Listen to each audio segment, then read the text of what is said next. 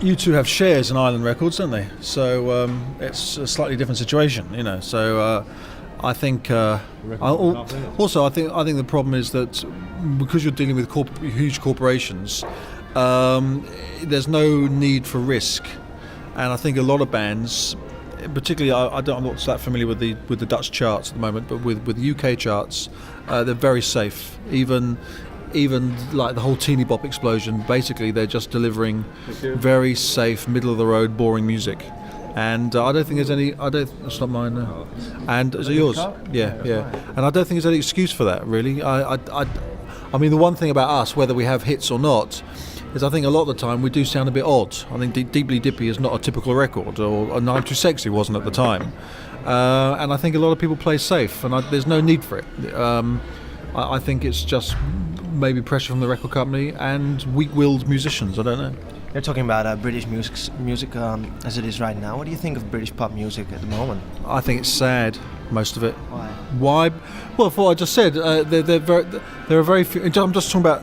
Well, in terms of the charts, it's sad because it's not very progressive. I think we have some very progressive people in the UK. I think the Orb make some really cool music. I think I liked Primal Scream, who apparently have a new album coming out. I don't know what it's like. I think we have some good people. I mean, Lisa Stanfield's a good singer, and Juliet Roberts is a great singer, and things like that. But there's not many people out there who are making anything sound different.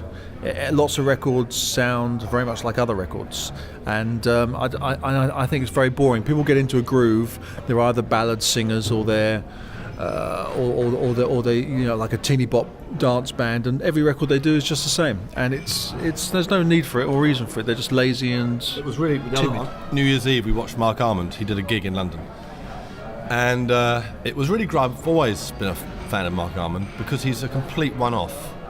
Mark Armand doesn't sing like anybody else. He sings in a completely unique style, and initially his singing was pretty all over the place. But he's really honed it down now, and not only that, but he also chooses material which a lot of artists wouldn't touch. The Days of Pearly Spencer is a great song, and there aren't many artists in Britain who could have covered that as well as he did. And that's what I like. I like artists who are a bit, like Lou Reed or Mick Jagger or David Bowie or Elton John. People who are distinctive, who the minute, within 5 seconds of the record going on, you know who it is. Yeah, because it strikes me that because I'm in Holland and I read like British music papers and interviews, there's a lot of complaints going on, like, well, British music hasn't produced good things since John Lennon died, and we're going to hell, and what's up? But I think that's strange, because don't the British look around? I mean, they got loads of men, all the things you just mentioned. Well, but we go through this phase at home. It's very depressing. We go through this phase every now and then, about every 10 years. Where seemingly the answer to Britain's music problems is to get the Beatles back together, which would be not only disastrous for them, but disastrous for pop generally, because that's not what it needs. That's strange that you say that, because they're planning to go into the studio, the three of them. Yes, they are, but they're only producing incidental music for documentaries. They're not recording a single or anything. So it's just a hype. Well, no, it's not really a hype, but they are recording, but it's only incidental music.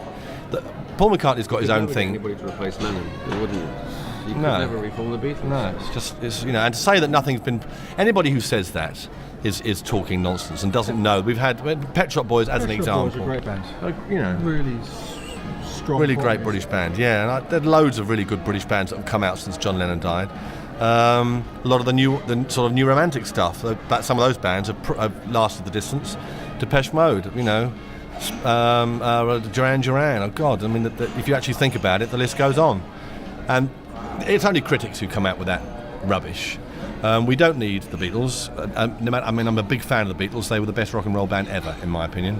But we don't need them. What they did is now done. They've made their mark, and it's time to move on. I just wish record companies were a bit more adventurous in people that they signed up, rather than they love soul and they love white soul and they love it does my head in.